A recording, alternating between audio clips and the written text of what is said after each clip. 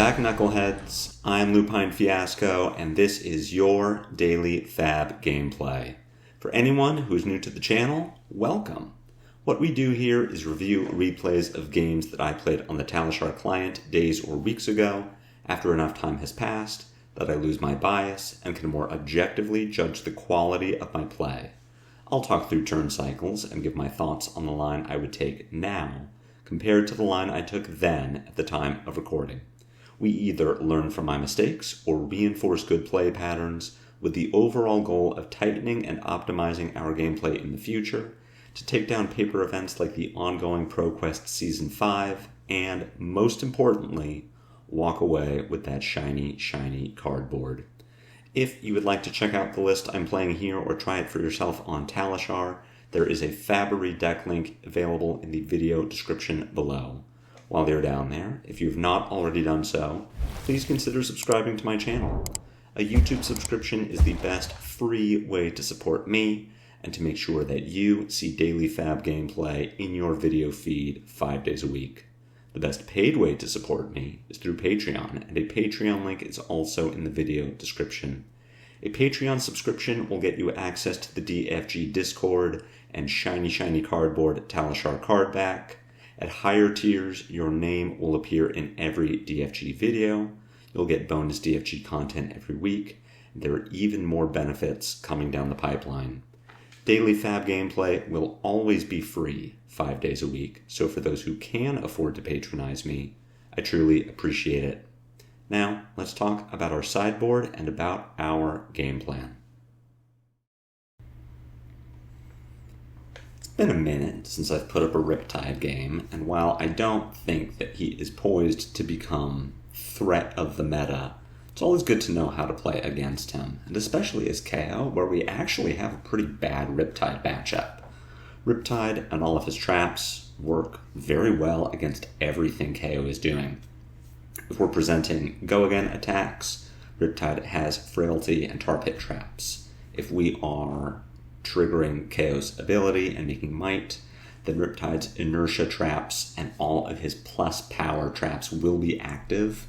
And if we're getting hit by inertia, that is especially bad for us, as Kayo's biggest turns really rely on having an arsenal.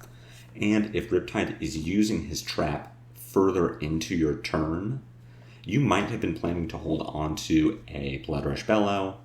Say you attacked with a swing big for 9, intending to arsenal that Blood Rush. Riptide hits you with the inertia trap. Your BRB is going to the bottom of the deck, and you may have just cost yourself a pretty good turn cycle. So, while we shouldn't expect to see a lot of Riptide, he certainly gets better with Dromai out of the meta, and it is good to know how to play against the fringe heroes, if only just having a very passing knowledge of what they do. So we are keeping our equipment loadout the same. For sideboarding specifically, we are boarding out Pulping and boarding in Clash of Agility, essentially staying at parity with our go-again count. We're expecting to win every clash, as Riptide's arrows are never going to have more power than our attacks will. At most, he can tie with his battering bolts versus our 5-power blues, but on average, and even more than that, the vast majority of the time we are going to be winning our clashes and getting that agility for go again. Pulping is a pretty obvious cut in this matchup, as Riptide has pretty infinite defense reactions, and especially from Arsenal, so we really don't want to set ourselves up to get blown out by a block from hand and from Arsenal. As far as other cards that are staying out of the deck, Massacre is just a little slow. Yellow Wild Ride could come in, but still doesn't block. Riptide has a number of on-hits that we would like to address. Clash of Might, could come in, but we do want to keep that deck size at 60 so that we have a higher chance of seeing our Cast Bones and Blood Rush Bellows. And Humble is fine, but ultimately Riptide doesn't really care about his hero ability. There are some neat tricks he can use. Play Premeditate, Reload, Death Touch, play the Death Touch from Arsenal, but for the most part, if we turn off Riptide's hero power, he just does something else. As far as being at 60, we do want to keep that deck count low to maximize our chance of seeing Cast Bones and Bloodrush Bellows. Even through a potential fatigue plan, that is how we are going to win this game, is by going massively over the top of Riptide's blocks. For dealing with Riptide, we are usually going to be on more of a mid-range plan. We can block 6 from hand and send anywhere from 7 to 10 with our remaining 2 cards. That's great value. Blocking with a 3 block and a Clash of Agility, making that agility, then pitching a blue to play a Swing Big or a Bear Fangs, and using our Tunic resource to work a Claw into the turn is an excellent turn cycle for us. Once we get closer to the end of the game, we're going to want to start blocking preemptively with armor, block earlier than you normally would. Similar to playing against the Arcane heroes, we don't want to put ourselves dead to Riptide's ability to unblockable damage when we still have armor on the table. We would like to block with it earlier than we want to keep a relatively healthy life total, so that even with a massive Blood Rush turn, we aren't just dead to a lucky Frailty Trap or Inertia Trap. So we'll submit deck, we'll get into the game, and we'll see how this all shakes out. We are going second in this matchup. Our hand is looking pretty good on defense. We have a number of 3 blocks. We have the Mighty Wind-Up discard on turn 0. Riptide just firing off this drill shot for 5. Notably, Riptide does have over 60 cards in the deck. Looks like he presented 62. Dreadbore and Remembrance Quiver do point towards more of a grindy plan, but just based on 62 cards in Riptide's deck, I'm not expecting that he is trying to hard fatigue us. We're just going to block 6 here. We could, in theory, play around Rain Razors and put some armor in front of the drill shot as well, covering up 8 damage instead of just 6. It really isn't worth it. If Riptide has the Rain Razors, he has it, but I'm not about to throw away defensive resources on a maybe. And in fact, Riptide does not have it, so we are just going to discard our wind-up here, make our single might, and think about what we can do with our opening hand. This is a pretty easy turn cycle in my opinion. We are just going to swing big for 9, discard Agile Wind-Up to get our might and agility, and look to arsenal that Blood Rush Bellow.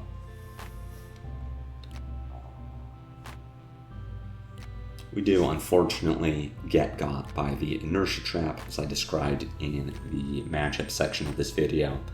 The great news about Inertia is that it does not actually discard our hand, it just goes to the bottom. So if this game does go long, we will see this Blood Rush Bellow again. Additionally, Riptide playing the Rock Slide Trap here gives us the perfect opportunity to actually get value from this Blood Rush before it goes away. Riptide playing the Rock Slide Trap gives us the opportunity to pitch Blood Rush Bellow to get 2 more damage into this turn cycle. We still do take some damage from Riptide's ability at triggering off of the Boulder Trap. Notably, all of the Crucible traps trigger just from being played, regardless of whether you pay the additional cost to dodge a harmful effect. We do get our agility and our might. Riptide does get a quicken, which is unfortunate, but really isn't the worst thing in the world. Thinking about how we want to play this turn cycle, we are 1 resource short of being able to pitch a blue for Swing Big and Pack Hunt and discard our Mighty Wind-Up. So we can give a little more thought as to how we want to get our maximum value this turn. We still do have that Pack Hunt Swing Big line, but we end up floating 2 resources and we don't get a card for Arsenal. If we wanted to respect fatigue a little bit more, we could go with Swing Big, pitching a blue, then pitch a second blue for Mandible Claw. We could Swing Big, pitch for Mandible Claw and just Arsenal Pack Hunt. But what I like doing here is actually not keeping the Arsenal. I want to do a mix, and just considering that we just pitched a Blood Rush Bellow, I actually really like going with Swing Big, pitching our Assault and Battery, then pitching Pack Hunt for Mandible Claw, and finally discarding Mighty Windup to make 2 Mites. We are getting great value out of this turn, and we are putting a Pack Hunt on the bottom of our deck, which could line up very well with Blood Rush Bellow as far as closing out a game. Choosing not to do that, I lead with Pack Hunt instead. Frailty Trap is going to give us that Frailty, unfortunately. So our Mandible Claw here would only attack for 2 instead of 3, and we also get another Inertia Trap, which thankfully doesn't really punish us super hard. We were not planning to keep this hand anyway. Considering that we do now have Frailty and that Riptide is down on cards, I am a bigger fan of sending Swing Big for 8 rather than Claw for 3 and making 2 Mites.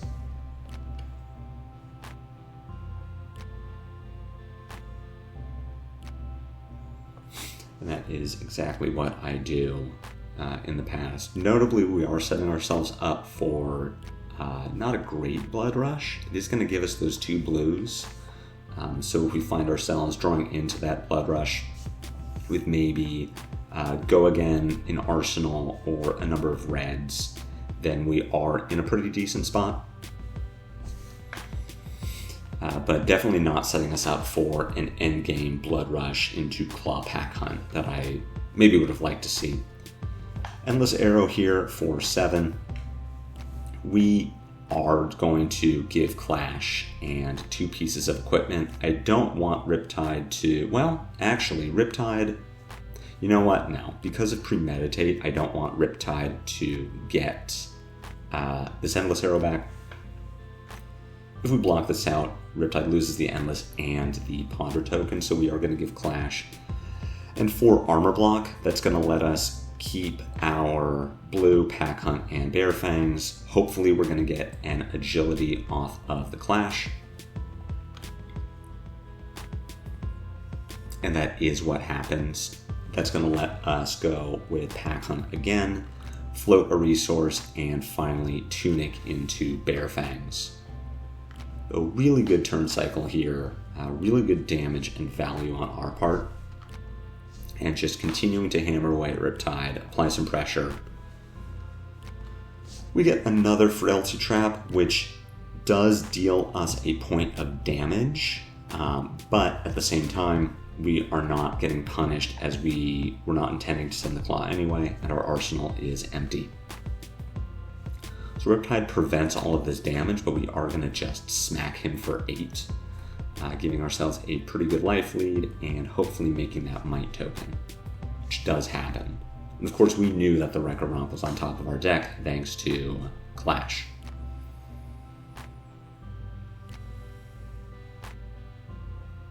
We'll get some armor from Riptide, but otherwise feeling like I'm in a really good position here.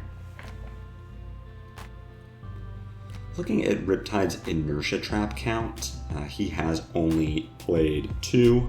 There is a 3rd Inertia Trap in Riptide's deck somewhere. He very likely could draw it.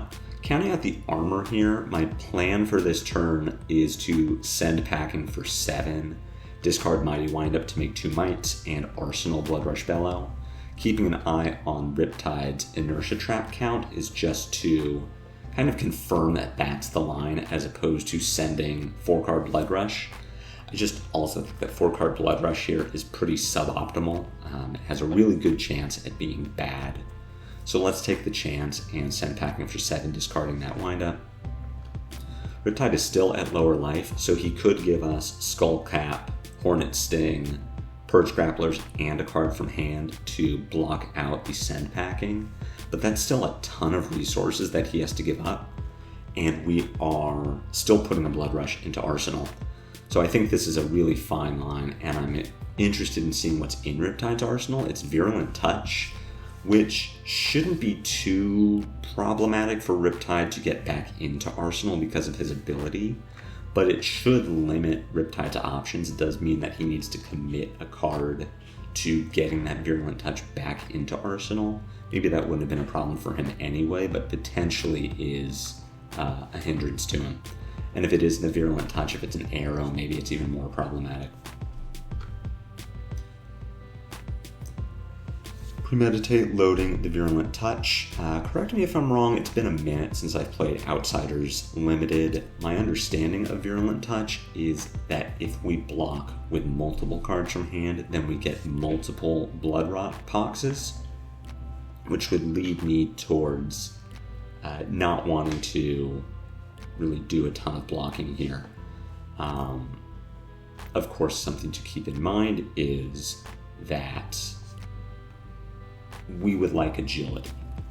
We would also like to get rid of our Clash of Agility and Agile windup to put us into a position to pitch our Wrecker Romp, play Blood Rush from Arsenal, and get a guaranteed discard on Beast Within, which makes me want to block the Virulent Touch with Clash of Agility, take 4 damage from the Virulent, take 2 damage from the Blood Rot Pox. On our next turn, we discard Agile Windup to make Might and Agility, and then we play our Blood Rush.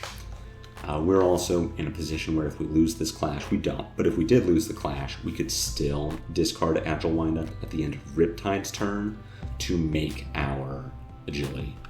But that isn't something we need to do, so we are just going to get this Windup out of hand and get the guaranteed discard on our Beast Within.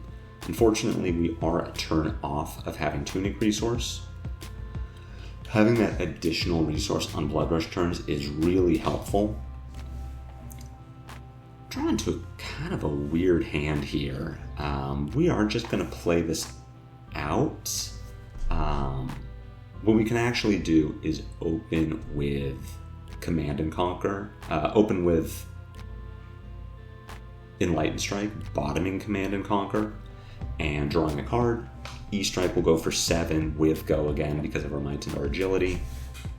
We are hoping to draw another red for the Arsenal. We would follow E-Strike with Mandible Claw for 5 Go again, and then play Cast Bones. I don't really have another alternative. We could Claw, pitch 2 reds for CNC. That feels really weak. Drawing into a Wild Ride here is perfect.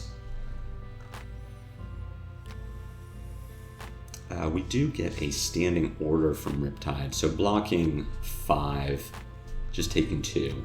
We're still going to hammer at him with the Mandible Claw. We already have our Might and our Agility, and our Wild Ride very likely has Go again, so this isn't necessarily the best Cast Bones we've ever played, but if we can get 6 points of value out of it, which we do, a 1-card 6 is still incredible. Certainly not our best Blood Rush turn, but good enough. We can see that we have a Runner and Pack Hunt on top of our deck, so draw discarding, potentially okay, although opening with Send Packing for 13 with Go again to take advantage of Riptide having a card in Arsenal is a much better line. Very likely just following this with Clash of Agility and keeping our Wild Ride in Arsenal.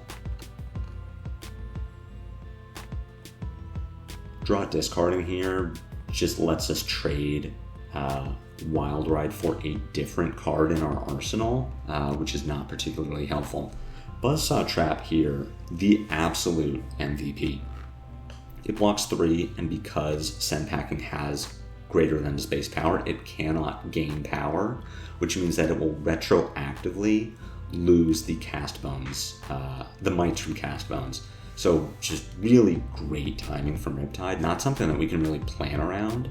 If Riptide's presenting 62 cards, it's very unlikely that he has the 1 card he needs at any particular time.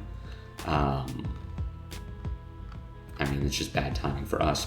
I don't agree with the Wild Ride line here. Trading it for a Pack Hunt, why? We would have gotten in for 6 damage anyway by just playing our Clash, and I would much rather have Wild Ride in Arsenal than Pack Hunt. Pack Hunt is a great card, really strong against Riptide if you can get those defense reactions out of his hand, but it doesn't have Go Again. So we draw a hand that doesn't really want us to have Go Again.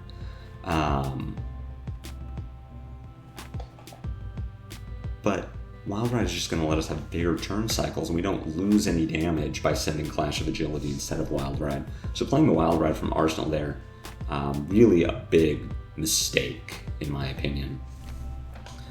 Thinking about how we want to get value out of this turn, we can block Remorseless for 3 with Runner or Command and Conquer.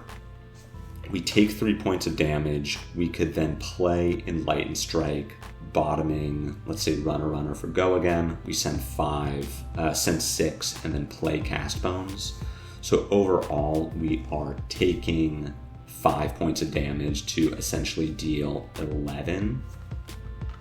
We could also just block the Remorseless with Runner CNC, take no damage from it, then send E-Strike for 8, bottoming the Cast Bones. I think that is a better line. It's definitely higher value. We get effectively 14 points of value out of that instead of the same 14 from blocking, sending E-Strike, and then playing Cast Bones, but we also take less damage to do it.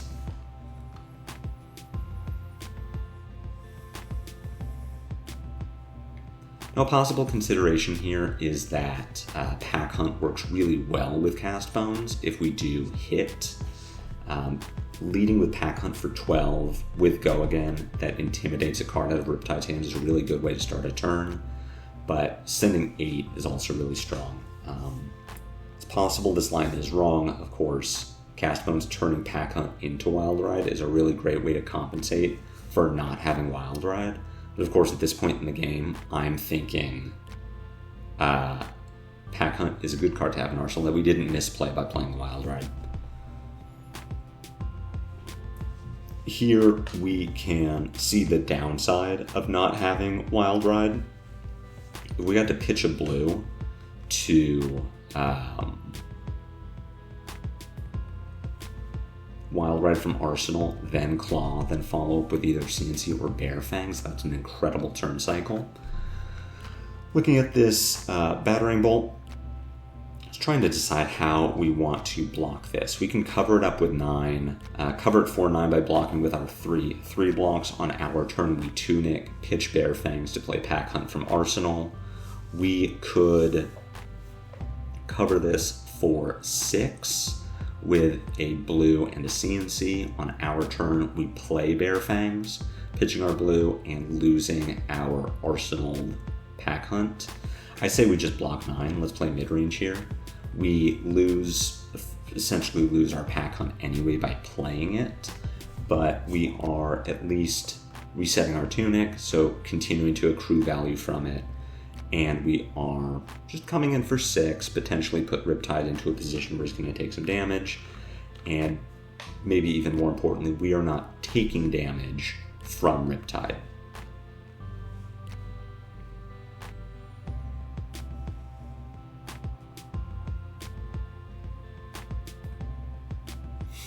Pack Hunt for 6. Just at the whim of whatever the top 4 cards of our deck are at this point.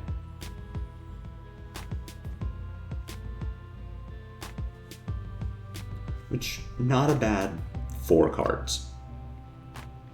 Another Seek and Destroy here is a little unfortunate. We cannot really cover this Remorseless. So what I am thinking we need to do here is really block for 3 with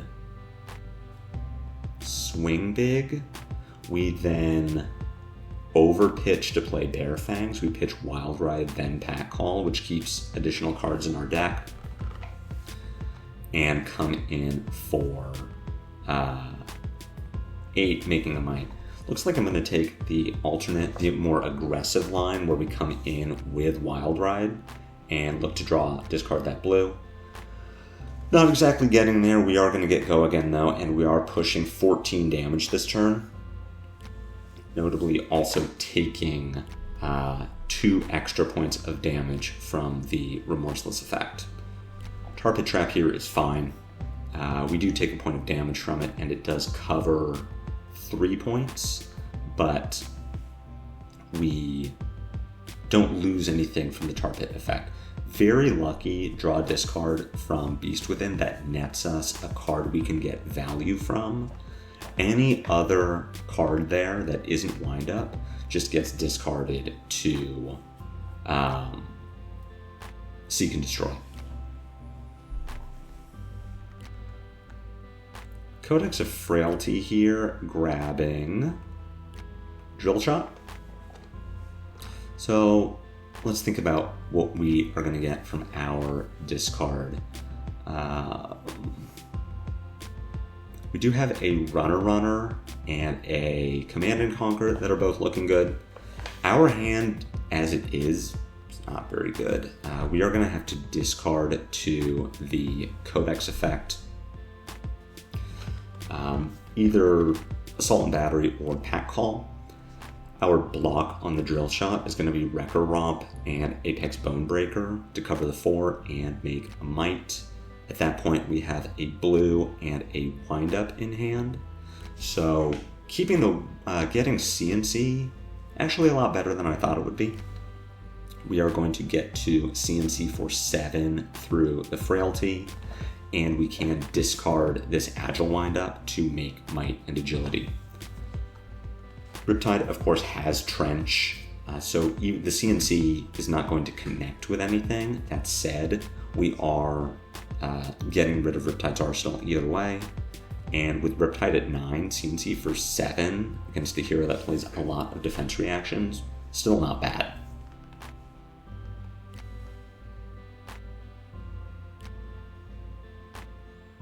Getting Oasis Respite here, a little unfortunate for us. Riptide gains that point of life and is able to cover the Command and Conquer. That said, we still get 3 cards from Riptide. It's not a bad exchange at all. And discarding that Wind Up to get Might Agility. Very lucky placement of Wind Ups within our deck. We've been able to get value from all of them. Riptide here just breaking the quiver in order to get back 3 red arrows. It's fine with us. We know that Riptide's turn is very likely to be nothing, and we get 4 cards with Might and Agility. Pretty easy line here. Runner for 7 refreshes our agility, and we get to come in with Smash Instinct to potentially push some damage against Riptide, depending on the cards in his hand. Instead, Collapsing Trap comes out. We discard 2 Smash Instincts and draw Cast Bones. So really fortunate there for us. Because we have discarded, we even get to come in with a Claw for 3 with Go Again. So unlike the Buzzsaw Trap that cut our Send Packing down to 6, Collapsing Trap actually does quite a bit of work for us. What does not do as much work for us is drawing into 2 Blood Rushes. We do have the option to pitch a Blood Rush to play a Blood Rush. We can look and see the other 2 cards that we revealed, E-Strike and Mighty Wind Up. So we know we have an E-Strike and a blue on top of our deck.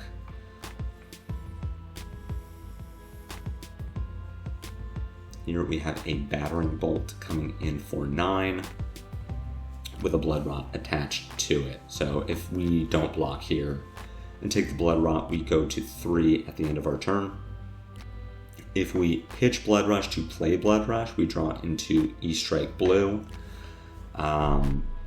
Honestly, not incredible. What I might want to do instead is block with a Blood Rush. No, we wouldn't want to do that. We want to put all of our armor in front of the Battering Bolt. So we cover 4, we take 5 and go to 9. On our turn, we pitch a Blood Rush to play Runner. Runner comes in for 11 with Go again, that refreshes our agility. We then pitch a yellow to attack with Claw, and we arsenal Blood Rush Bellow, waiting for that blue to come off the top of our deck. So we are threatening Riptide with 14 damage overall, and setting up for a 5-card Blood Rush. And by putting all of our armor in front of the Battering Bolt, we are keeping ourselves alive to all of Riptide's traps. You can see I'm hesitating here, trying to figure out if this last card in Riptide's hand is something I need to intimidate away in order to have a strong turn. It can't be. The only buff that Riptide plays for his arrows, to my knowledge, is Rain Razors, which is an instant. So Riptide could respond to the Intimidate effect by just playing Rain Razors.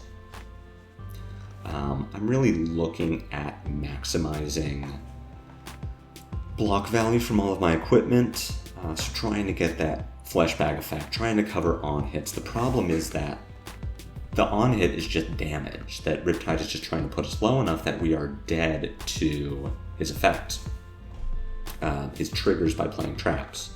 So we are just putting ourselves in a position where we're low enough on life that we might just die with equipment available.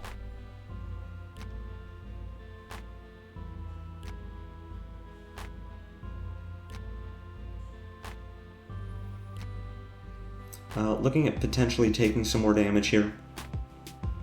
We have this Blood Rush. We are kind of committed to just arsenaling it. If we had blocked differently, if we had an extra card in hand, it would actually look a lot better to pay for the effect, because we would still get to arsenal a Blood Rush. Instead, we are taking 2 damage from the Pitfall Trap and another 2 damage from the Blood Rot. So we go down to 3, which puts us into very killable range.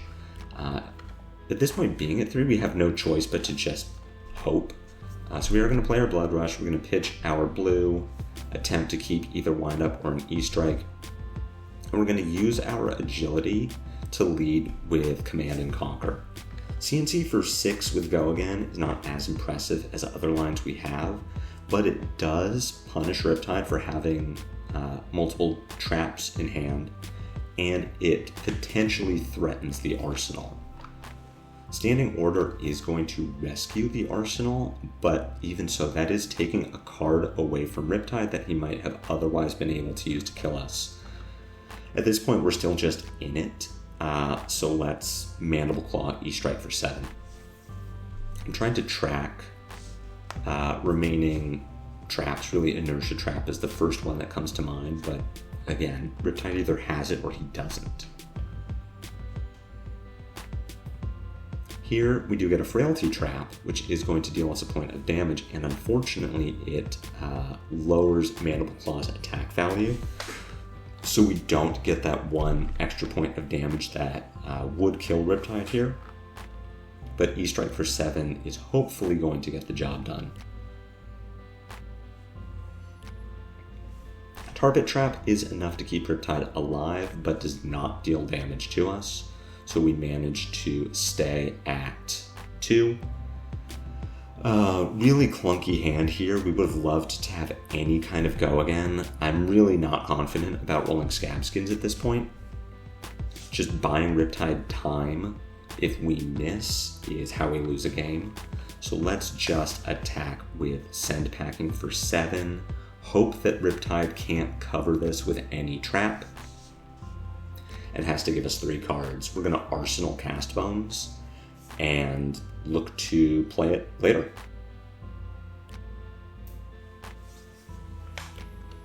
Riptide with the Codex of Frailty is just going to grab Endless Arrow. Endless for 4 here is easy enough to block with Pack Call and Scabskin Leathers. Riptide does get an Arsenal from the Ponder, but Pack Call is at least letting us check the top of our deck to know whether we are going to have to discard to Wild Ride. Alternatively, using our armor here is totally fine. It lets us convert that to value, but I do think that blocking with Pack Call was correct. as winning or losing this game is going to depend a lot on Wild right here. We have 7 cards left in our deck, so it's very possible to find out whether we have hits or misses in the deck. Definitely something I should have done. Tar Pit Trap taking us down to 1 puts us in a position where we're just going to fire this assault and battery and hope that it gets there, and shockingly it is enough. Definitely some misplays in this game, the biggest one being that we did not block the battering bolt with armor.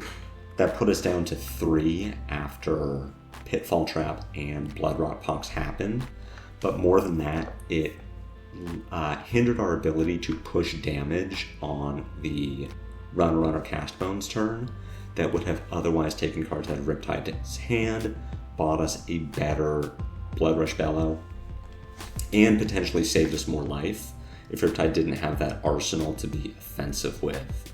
So, a very long game. This was 16 turns. Usually, Kayo games won't go that long. Riptide, certainly not in the meta these days, but it is good to know how to play against him and know at least what he's trying to do. So I hope you enjoyed this game. I hope you found it helpful. If so, be sure to take that like button to Pound Town. My comments are always open for any questions or feedback. Again, if you have not already done so, please consider subscribing to my channel. It's free, it helps me out, but no matter what you do, catch me back here tomorrow for more daily FaB gameplay. And until then, take care.